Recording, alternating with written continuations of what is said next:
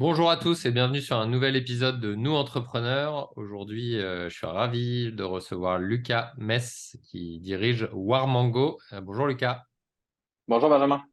bienvenue sur Nous Entrepreneurs. Est-ce que tu peux très simplement commencer par te présenter, toi, personne physique, et présenter ton parcours entrepreneurial, s'il te plaît? Bien sûr, merci déjà pour l'invitation.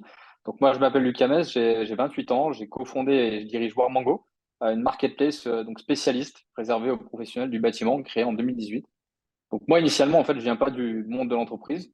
J'ai suivi une formation STAPS pour devenir donc entraîneur ou professeur de sport. Ok, Mais l'entrepreneuriat et le commerce m'attiraient beaucoup. J'ai donc rejoint une école de commerce dans le sport et j'ai eu la chance de réaliser en fait un stage chez la Centrale du Sport. C'était une startup stéphanoise en tant que business developer. Et c'est vraiment là qu'est venu le coup de cœur pour cet écosystème et l'entrepreneuriat. Donc en voyant les fondateurs de cette boîte suivre leur instinct, prendre ce risque et construire les fondations de l'entreprise avec une excitation et une motivation dont j'étais plutôt admiratif. Et donc, suivi une formation à distance dans le digital pour bien comprendre en fait tous les aspects autour de la création et de la croissance d'une startup. J'ai réalisé plusieurs stages en startup et donc avant de rejoindre Thibaut et Maxime, qui sont mes deux cofondateurs en 2018 pour participer à l'aventure Warmango. ok, donc tu étais ça donc tu as fait une formation STAPS. Après, tu es parti en tant que salarié dans une boîte du digital dans dans un autre domaine. Et c'est quoi? Tu t'es dit, ça peut être intéressant d'amener le digital dans un domaine qui n'en a pas l'habitude, ou c'est tu as rejoint un projet qui correspondait à tes attentes? Est-ce que tu peux détailler un petit peu? Ouais, c'est ça. Moi, j'étais à la fin d'un cursus de formation et la création d'un projet m'intéressait. Et c'est Maxime en fait qui m'a contacté, donc le fondateur de Warmango, qui lui avait déjà eu et avait déjà fait le constat que le digital dans le bâtiment n'était pas très développé. Avait fait plusieurs constats, notamment autour de l'artisan, que l'artisan n'était pas digitalisé et que c'était vraiment une opportunité de l'aider, de l'accompagner pour optimiser ses achats, simplifier son quotidien. Donc ça a fait sens. J'ai trouvé le challenge de lancer un projet dans le retail sous le format marketplace et en plus dans le bâtiment, un énorme challenge. Et c'est ce qui m'a séduit pour rejoindre le projet et m'associer. Ok, bon alors faut que tu nous en dises plus sur ce que fait Warmango et à qui est-ce que vous vous adressez. Donc tu as parlé de marketplace, tu as parlé de bâtiments, etc. Est-ce que tu peux nous en dire plus? Ouais, bien sûr, déjà sur ce qu'on propose et donc ce qu'on fait. Donc, Warmongo propose en fait à ses clients d'optimiser leurs achats et de simplifier leur quotidien. Ça, c'est notre proposition de valeur. Donc, on fait partie en fait des seuls distributeurs online spécialistes 100% réservés aux pros. Et donc, en tant que marketplace vertical, on propose une offre de produits qui est large, mais qui se veut être pertinente sur les catégories plomberie, chauffage, sanitaire et électricité pour l'instant. Donc, chez nous, le pricing, il est unique et déjà négocié. Donc, un nouveau membre, un nouveau client, si tu veux, qui s'enregistre, bénéficie des mêmes conditions d'achat grâce à la communauté sur laquelle on s'appuie pour travailler les prix avec nos partenaires. Et on propose donc également un ensemble de services. Donc, on a des technico-commerciaux disponibles au téléphone qui sont formés techniquement sur nos produits. On sait faire des chiffrages complexes sur mesure. On propose du paiement jusqu'à 45 jours, une application mobile et plusieurs fonctionnalités digitales pour justement simplifier ces achats. Et c'est que le début d'ailleurs sur cette partie. Et donc nos clients sont des artisans, c'est des plombiers chauffagistes, c'est des électriciens, des entreprises générales du bâtiment qui cherchent en fait une alternative à leur réseau de distribution traditionnel et historique, plus juste, plus transparente, plus accessible. Donc ils recherchent évidemment un prix compétitif, donc ce Ouais. qu'on est capable d'apporter grâce à notre modèle, mais aussi du service via le digital, donc une expérience utilisateur pensée pour leurs besoins, une sélection des marques et des produits qui est pertinente et puis de l'accompagnement pour mieux acheter et finalement en fait passer plus de temps sur le chantier.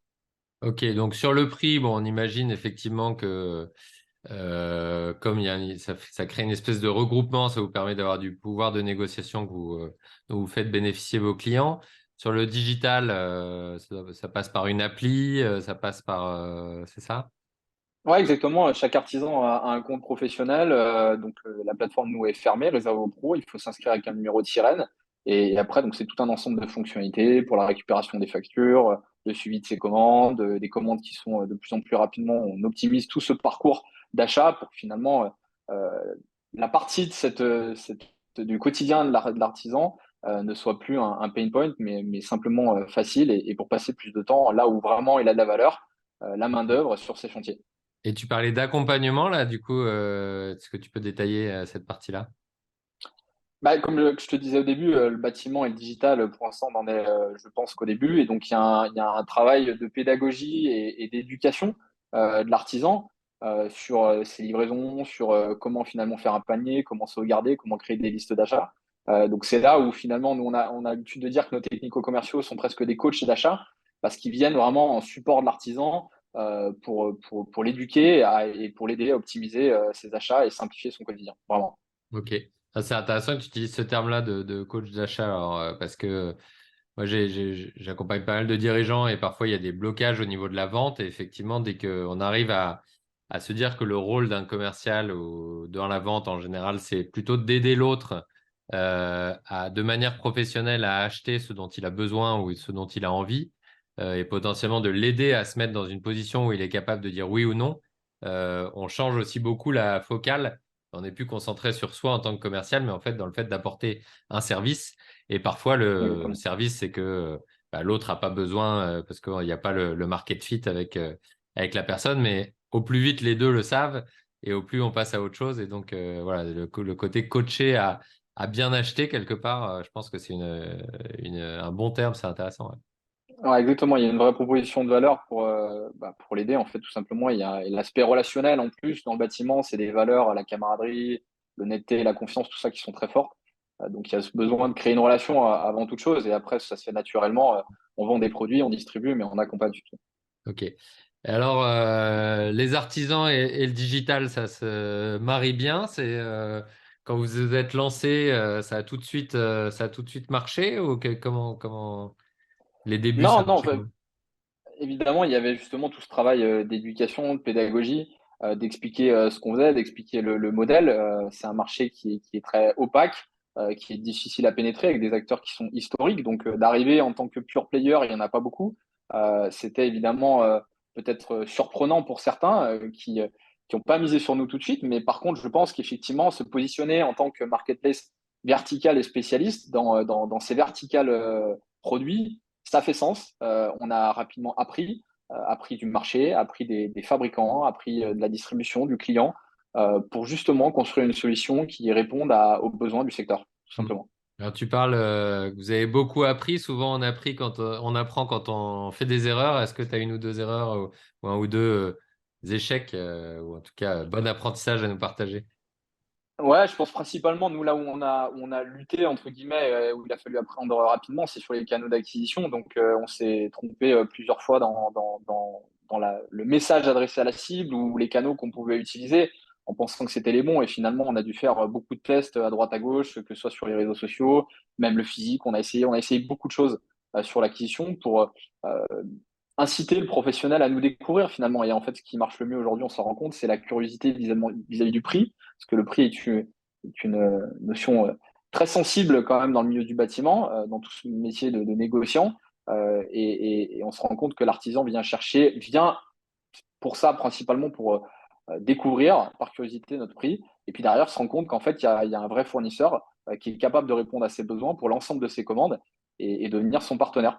Donc vraiment des apprentissages, ça a été ça, de se rendre compte que finalement, le secteur à l'époque, quand on se lance, voyait encore Internet comme une opportunité, comme du discount, comme voilà, on vient faire des affaires sur Internet, on vient pas trouver un partenaire fiable et Ouais. c'est ce qu'il a fallu changer dans le temps. Ok, donc un enjeu, ça a été de se positionner comme voilà, un partenaire pérenne et dans le long terme, et pas juste je vais regarder s'il y a une bonne affaire, mais sinon je vais chez mon fournisseur habituel. Quoi. Exactement. Ok, intéressant. Et aujourd'hui, vous êtes dans un secteur du coup qui est un peu chahuté avec le prix des matériaux, avec bon, tous les sujets autour de la construction, etc. Comment est-ce que ça vous impacte? Comment est-ce que vous vous adaptez à ça? Bah, l'activité économique aujourd'hui, effectivement, elle est un peu plus difficile à cause de tous les événements qu'on connaît, mais on y voit plutôt une opportunité en fait de notre côté de convaincre nos partenaires, nos clients, de changer leurs habitudes en fait, de Ok. remettre en question leurs pratiques. Donc, je dirais qu'on s'adapte en essayant de faire différemment, en optimisant ce qu'on fait déjà et ce que le marché propose déjà, et en s'appuyant principalement sur nos forces, nos connaissances digitales pour construire justement cette solution et convaincre nos partenaires de nous rejoindre pour préparer l'avenir, donc c'est-à-dire une distribution B2B qui de toute façon sera de plus en plus digitale. Ok. Et comment est-ce que vous imaginez entre associer l'avenir de Warmango, vous voulez mener l'entreprise où? Bah, la vision, chez Warmongo, en fait, nous, on est convaincus que le métier d'artisan, il doit connaître des adaptations pour perdurer, il doit se renouveler et digital doit pouvoir l'aider, notamment à simplifier son quotidien. Donc, Warmongo souhaite en cela devenir tout simplement le partenaire de confiance pour accompagner la digitalisation de leur métier et devenir, c'est la vision, la marketplace spécialiste de référence pour les produits bâtiments. Ok, top. Génial. Aujourd'hui, du coup, c'est quoi les grands enjeux à court terme pour une place de marché comme la vôtre? C'est d'optimiser ce qu'on fait déjà en fait. C'est d'optimiser tout le parcours client sur plusieurs leviers. Il y a l'offre produit qui est clé. Quand l'artisan il s'inscrit, c'est ce qu'il voit tout de suite, c'est ce qu'il cherche, c'est les produits. Il y a l'expérience digitale, donc l'expérience utilisateur. Comment je trouve mon produit, comment je passe commande facilement, comment je suis mes achats derrière. Et évidemment l'expérience logistique, comment je reçois mes produits, comment je me fais livrer. Donc on se doit de s'améliorer sur chacun de ces points de contact et de l'expérience client et dans le même temps, d'imaginer des nouveaux programmes marketing pour les pros, pour fidéliser, parce on doit s'appuyer sur cette fidélité, sur des clients qui sont récurrents. Un plombier chauffagiste, il va en moyenne 3 à 4 fois par semaine chez son distributeur. Il passe en moyenne 50 000 à 70 000 euros de volume d'achat par an. Donc, pour capter un maximum de ce volume d'achat, il faut créer une expérience client qui soit satisfaisante et qui l'invite à revenir, mais aussi des programmes marketing qui l'intéressent parce qu'il y a une compétition quand même qui est rude dans ce marché. Ok, donc vous avez autant quelque part il y a une consolidation de ce que vous faites et le faire que ça soit de plus en plus fluide et de plus en plus ouais, simple, etc. pour l'utilisateur, aller chercher des nouveaux utilisateurs et fidéliser également, augmenter le panier moyen et le Exactement. nombre de fois où les personnes viennent et quelque part votre part de marché chez vos clients existants. En général, ils continuent à acheter en partie en physique, en partie à travers vous. Vous avez des grosses différences sur ces sujets-là, ou des profils d'acheteurs très différents? Alors, c'est très rare que sur un petit artisan, ce qu'on appelle le diffus dans le marché, c'est très rare que les mecs aient un seul fournisseur. Ils en ont souvent plusieurs pour différentes catégories de produits déjà. Mais parce qu'ils comparent, parce que aussi il y a des besoins qui sont ponctuels, qui sont très rapides à l'instant T.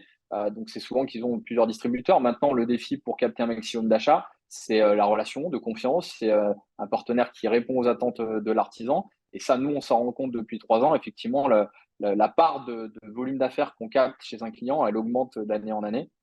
Et donc, c'est bien, mais ça va continuer de progresser dans les années à venir, notamment avec tous les projets qui vont aller dans le sens de la rétention client. Ok. Est-ce que vous avez une actualité en ce moment que tu veux partager avec les autres entrepreneurs du Rhône?